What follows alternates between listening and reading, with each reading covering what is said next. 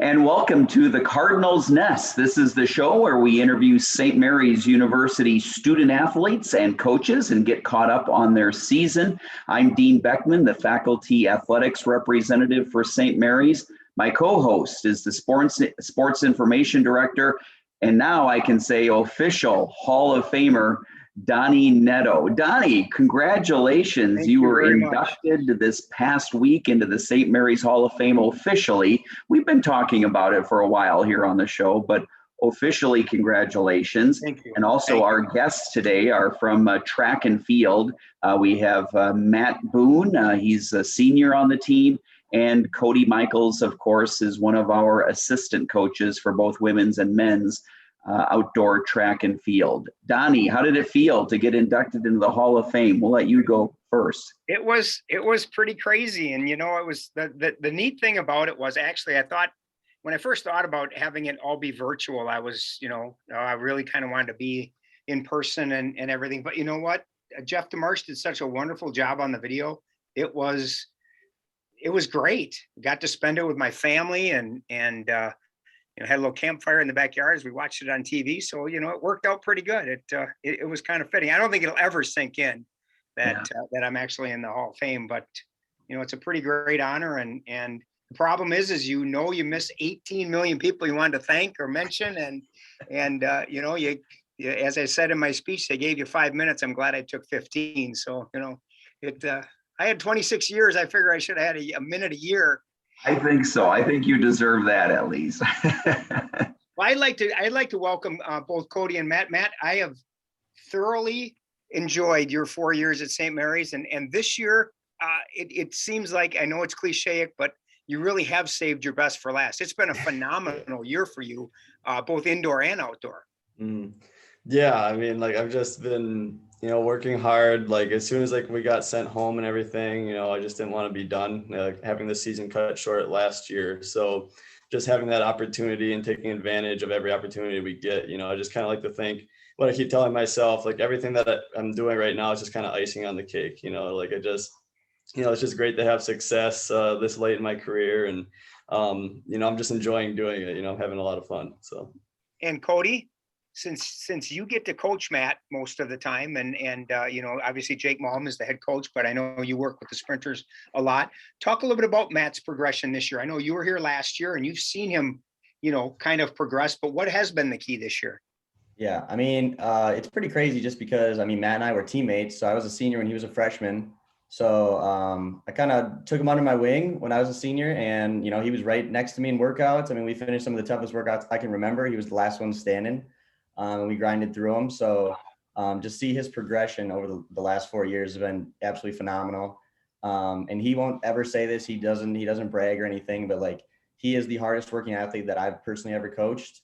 So just the fact that he's running fast right now, he's a really fast dude, but what he does off the track is why he's so fast and running as well as he is this year. He just simply outworks any other kid, whether it be on the team, pushing his teammates, things like that, but just the other competition. He is always rolling, always doing all the rehab stuff, icing. He just never stops doing the little things and, diet, sleep. He just takes everything very seriously. And it's obviously paying dividends. So we're not done yet. We got a lot of work to do here. We got some pretty tough goals or, big goals out there that we want to accomplish. So we're still rolling. Kody, can you talk a little bit? And that was actually going to be my next question. Is there is a lot left? You've got this week you've got the St. Thomas Invitational, and then you've got the MIC Championships, and hopefully after that you got NCAA. How do you? Is it a sport where you do some tapering, where maybe last week you didn't kind of run as much as you would, or how do you prepare? Because obviously 2 weeks from now at the MIC Championships, that's the biggest meet of the year leading up to this year. Yeah. It's just different depending on every athlete. So that's what the unique situation that we get to find ourselves in as coaches. And it's even it's my third year in, and I'm still learning how to do it. It's not something you just learn how to do overnight. Other sports, the whole team's just traveling. They're all doing the same thing. But track and field, everyone's in a different spot. So someone like Boone, who we've got, national hopes for and things like that, we'll peak him a little later in the season than some of the other athletes who, were just qualifying for the the MIACs and things like that. So that's the fun conversations we get to have now. What we're running this weekend, we take it very seriously. Like last weekend, Matt just did an open 400. We kind of rested our 4x1 guys. We let everyone kind of do their individual events, just to try and see like other guys. You know, the relay is sitting 7th right now in the nation, which is exciting, and we're very, very confident that's going to get in. But we also want to see, you know, those guys have individualistic goals too outside of that relay that they want to get in. So yeah, it's just a matter of just communication, just being smart with training, and just taking literally one practice at a time. That's kind of what we do.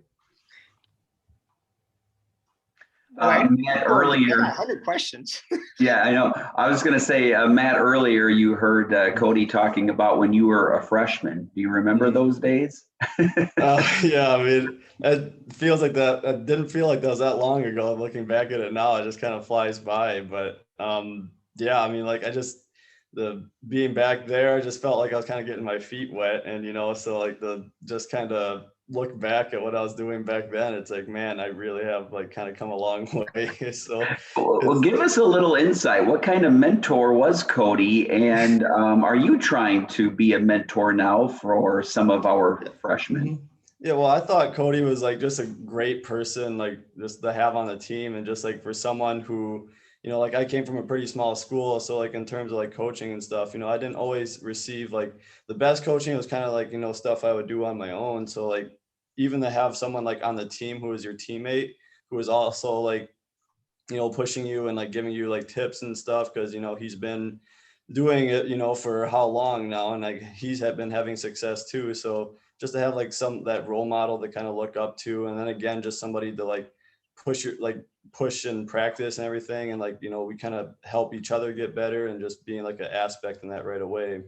And then just like, you know, having him as a coach now too, it's just like, you know, that connection that we have already, like because we were teammates, it's just, you know, having him as my coach now, it's like, well, you know, we already know each other like so well, so for him to like just continue that like bond and just like, you know, do everything with that is just like really amazing, and honestly couldn't ask for a better one. So now, Yeah, Kody, keep in mind we've got right? this on tape, right? So yeah. so if you need proof of how great you are, you just hit me up for the video, okay? For sure. And how different has this year been? Because I know a lot of the meets that you guys have had are smaller size meets. There's not as many teams competing. Does that make a difference to you in terms of how you compete? Because, you know, I suppose you're running against time, but it's got to be different when you've only got a few teams that you're competing against, rather than those big invitationals you probably were used to the first couple of years. Yeah, so for sure, it's definitely a different feel, like going into the meet, you know, because before, you know, we're used to running against like, you know, especially like competing against teams like in this area, it's like some of the best for track and field. And so you don't always get to see maybe the top people at each of these meets, but so like you kind of just have to think about, you know, again, I'm running against that time, but like then maybe just kind of set your goals a little bit higher, you know, like, okay, like in terms of like, you know, breaking a stagger or like trying to catch up to somebody, is like, okay, I'm going to do that sooner in this race because, you know, like I want to get out better, you know, like, and so it's just a little bit of a different feel that way. But in terms for like sprinting, you know, like I just run as hard as I can, you know, as is. So it doesn't really matter who's on my left or right, but I'm just going to run fast and hopefully, you know, the time's fast. So. Okay, Kody, this is a, remember, there are no stupid questions. Remember that first. Okay. How do you practice to sprint? Because like Matt just said, he just runs as fast as he can. I mean, you don't just consistently run 100 meter dashes for 20 minutes. How do you practice? How is a normal practice for Matt during a week? Yeah, so typically like sprinters, everything's a progression, whether it be sprinting, throwing, like everything in track and field is a big progression. So you don't just we don't just hop on the blocks right off the bat after we get warmed up. We always we'll do like some of the most basic drills you could possibly think about, whether it just be body positions up against the wall or just reaction drills, things like that. So it definitely is like this long stagnant progression, not just in a practice, but over the course of months, and in Boone's case, 4 years. So it just takes time. And I mean, if you saw a video of Matt's start from his freshman year to now, I mean, it's two completely different people. So that's the greatest takeaway that I love to show kids, athletes now, just the progression they make just on a year-to-year basis. And in Matt's case, obviously, like it's paying dividends right now. So, so typically like sprinters, we base everything around like their speed, because sprinters need to be fast. So it's all about acceleration in the fall. All their fall training is just building up to top speed. You got to accelerate before you can get to top speed. So we base everything around their training. So we usually have like 2 hard speed days a week. And then someone like Matt, who's doing the 200, 400 now and again, he'll run we have endurance days as well. So that's really nice, geography, because we do a ton of fall training or bluffs in the fall, tons of hills. And then Wednesday is recovery. And now Fridays are like pre-meet. So we'll just run a couple sticks and he kind of just relaxes. So at this point, I mean, he's done a lot of the hard work as far as like on the track goes in practice. And now it's just basically keeping him healthy and keeping him fresh, because, track and field, you want to just stay as fresh as possible because you have to be at 100%. That's what's unique about our sport as well. I mean, other sports, like you might be able to play a basketball game or something like that, or another like football, if, your knee isn't 100% or something. But in track and field, if you are not at your best, it's hard to compete with the level of competition we're at here. So. Matt, you had mentioned earlier about last year when you had to head home due to the pandemic. What did you do to stay in shape last year? And I guess that would be something for Kody to follow up on too. What were the athletes asked to do to stay in shape? Because, everybody was sort of in that boat for the first time, and it was probably difficult to look ahead to this season and having a season. There was a lot of unknowns if you'd even have a year this year. So what did you do to stay in shape that obviously allowed you to excel this year?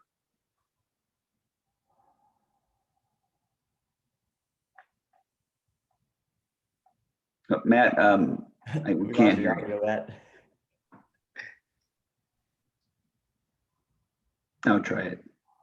I think we lost Matt's audio. We'll try to get that back. Kody, why don't you go ahead and answer? As far as when everything hit last year, we kind of all just took a deep breath. We actually just took a little break, let things settle in, because we didn't know how the world was working, things like that. We couldn't really do anything. Obviously, facilities were shut down, so that was hard for us as coaches to plan workouts and things like that, just because our athletes didn't have access. So someone like in Boone's case, being from a small town, very small, that he was allowed to go to his track, thankfully, and get the work in.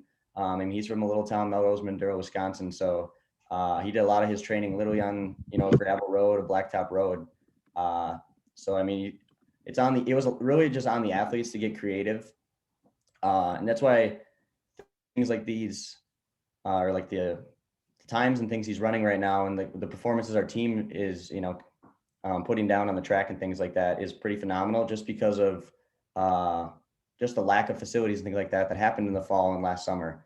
So the fact that our kids just kept working, they kept pushing through, getting very creative. I mean, we had kids, just getting very creative as far as like what they're lifting in the basement, things like that, in the garage. I mean, they were squatting with sandbags and things like that. So that's a testament to just them. I mean, for us as coaches, we just kind of threw some circuits and things like that out there, and just hope they, could put something together as far as their workouts go. All right, Matt, how's your audio now? No, it's still not working. It was working just fine for a while. We'll let Matt just look at us for a while. That's okay. He can give us some thumbs up and do a little hand signals.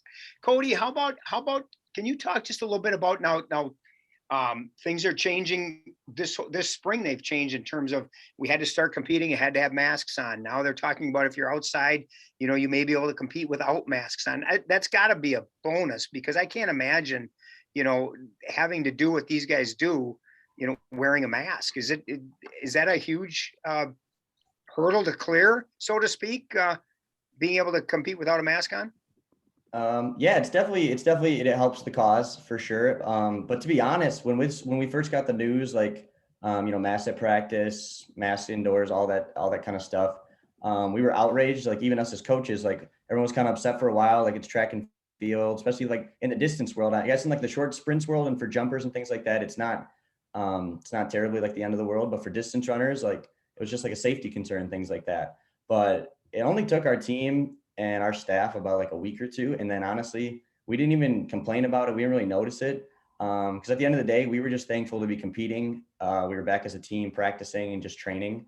So that was like the high point to take away from all that. So anything now is just an added bonus. The fact that our kids can practice and compete without masks on is really great. So just to see like the step-by-step getting back to normalcy is really nice. So before I let Dean ask a question, you've been with Matt for a long time.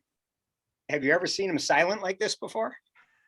No, this is pretty nice actually, because at practice he's just, I know, he's run some really fast times now, so he's got an ego, so he's always just chirping, and he's faster than me, that's for sure. But at the end of the day, I control his training, so if I want to give him a couple extra 400s or something, I might do that. So Kody, before we get to some of the fun questions that Matt can actually answer with like a whiteboard, talk a little bit about the dynamic of track and field in terms of your team, because like you had mentioned earlier, you may work with the sprinters and Coach Mall may be with the throwers, or, I know you do some hurdler work and some jumps work people do. How's the dynamic of a track team work? Because you really are in so many different areas rather than basketball, where it's one team that literally plays one game together. Yeah. I guess the biggest word is just trust. So, obviously we consider our team just one big family, but we're trusting each other. When we get done warming up, or based on our practice time, like we all spread out and go to our different events. Like we're putting our faith in each other and trust that we're going to get the work in that we need to. Because then we come together on Saturdays and compete as a team. It's going to show. And then that's when we really get to embrace all the hard work we've done.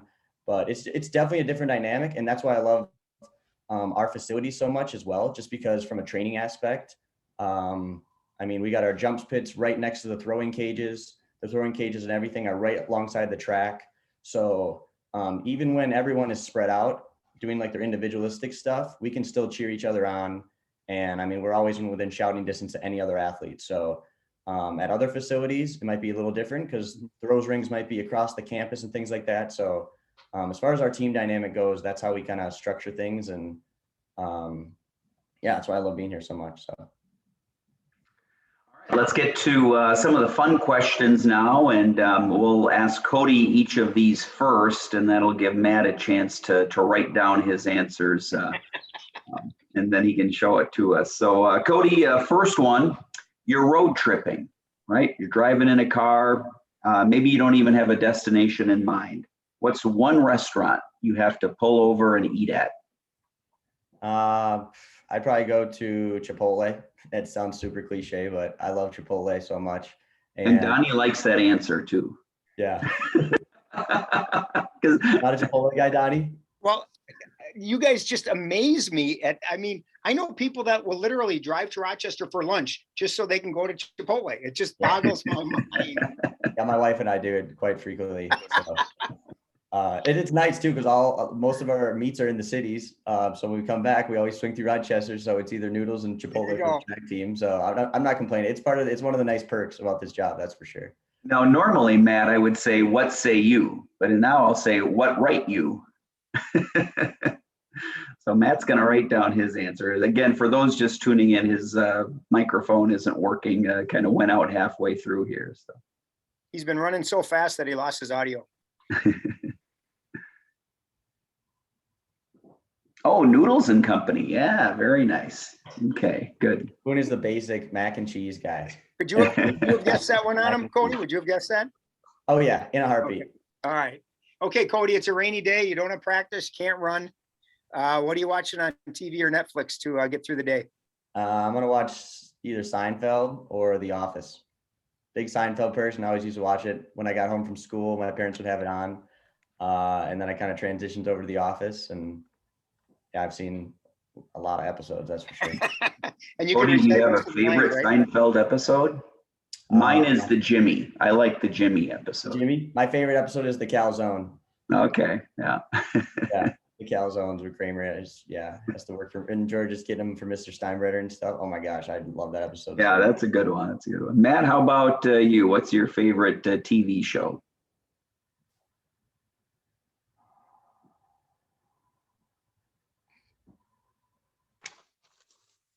The Office. All right. Him and Kody share alike there. That generation, you got my kids are both big Office fans too. So All right, next one, Kody, and then we'll go to Matt for it. Favorite sports team?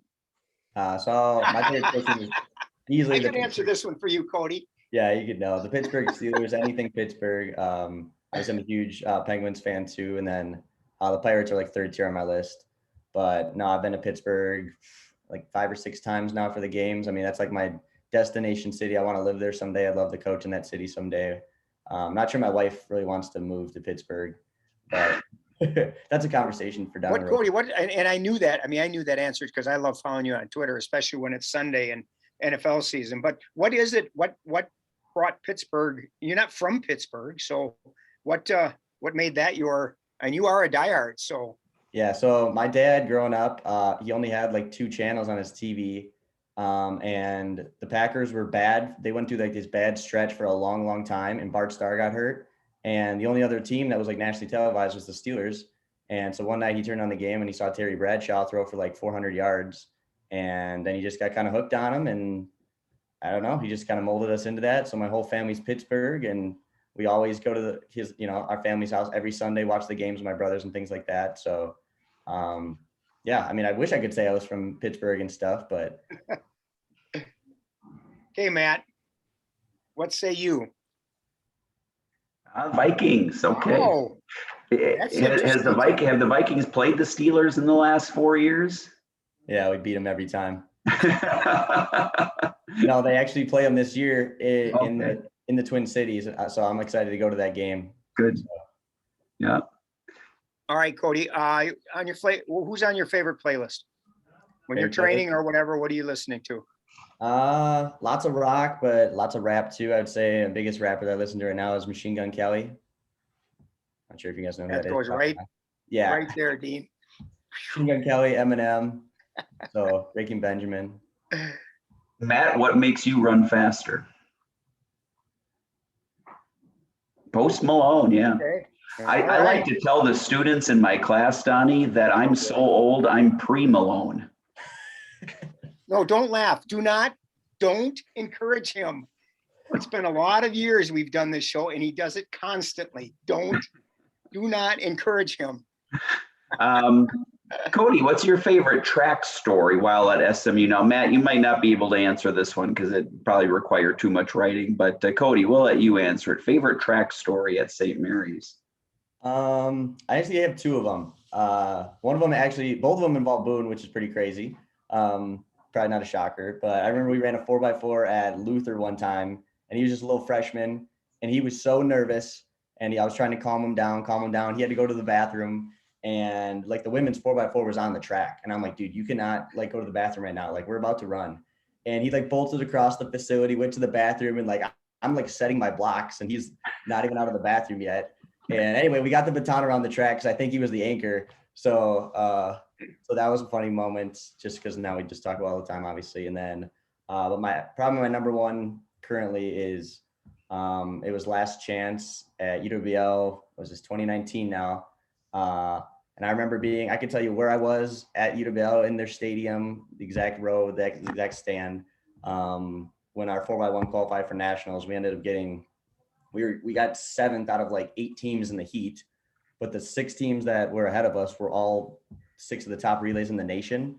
And I just remember looking at the scoreboard and just seeing that time and just sprinting out of those stands, just running to all those guys and tackling them. And because we all knew we were going to Ohio. And so that was pretty special. And yeah, it's going to be a fun time again. Hope we're going to go right back to do the same thing here in a month or so. If you okay, I'll start with you, Kody, and then we'll go to Matt. If you could sit down with anybody, any pro, doesn't even have to be a pro athlete, any athlete at all, sit down and talk sports with, who would it be? It'd definitely be Michael Jordan or Tiger Woods. And I've never even seen Michael Jordan play live. Like I never watched him on TV ever once in my entire life. Not really a big basketball guy. But the reason I would sit down with Michael just because I just want to just pick his brain just from a mental aspect. Because I mean, after obviously everyone's seen The Last Chance, but just his mentality and how he went about things. and just his whole demeanor at practice and how he coached his teammates and things like that. I wish I would have seen that like when I was an athlete, because I could have learned from it being, you know, a captain on the team and things like that. He just had a different mentality, different mindset, and he just outworked everyone. That's all he did. He just wanted to be the best. So same goes for Tiger Woods. He's been through a lot, and he's obviously one of the best golfers of all time. So that'd be great. Matt? Yep. All right. Michael That's Johnson. a popular answer. That's a popular answer, is Michael Jordan. A lot of people. No, I think really Michael Johnson. Same thing. It was Michael Johnson, right, Matt? Oh, is it Michael Johnson? Yeah, Michael Johnson. All right, Oh. good. All right, last question. We got a few minutes left here. You're trapped on a deserted island with just one of your teammates. Who would you want it to be? If I had to take, I can't say Boone. He'd probably get on my nerves. That'd sound biased if I said Matt. So I spend enough time with Matt, but if I had to take another teammate or one of my athletes right now, I mean, I'd probably take Kyle Lichtenegger. He's a funny dude. He's obviously a really talented athlete. You guys know him, obviously, and the whole school does, and the nation, so to speak. But I definitely take Kyle. He makes me laugh every day. I love coaching him, and I consider him one of my closest friends as well. So. All right. And Matt chooses Frankie Bacalars. Very nice. I am Frankie's advisor. And I wish I could ask you tons of questions about Frankie. I don't want to know anything about Frankie. Because next year he's interning for me, so I'm going to get him. Yes, next he year. is. Yep. No, Frankie's awesome. Love Frankie. So. Well, guys, right. thank you so much. Matt, even without you being able to speak, this was awesome. I'm glad we had you guys on. Always fun to talk track, and hopefully we're talking, national championships in a couple of weeks. Good luck, Matt, and Kody. Thanks for joining us. Yes, thank you guys so much. Appreciate everything you do for us, all the stats and everything, all the videos. We know it's a lot of work, so keep everything going, and we'll do our part, hopefully. All right. Thanks a lot, guys. And thanks to you for watching the Cardinals Nest.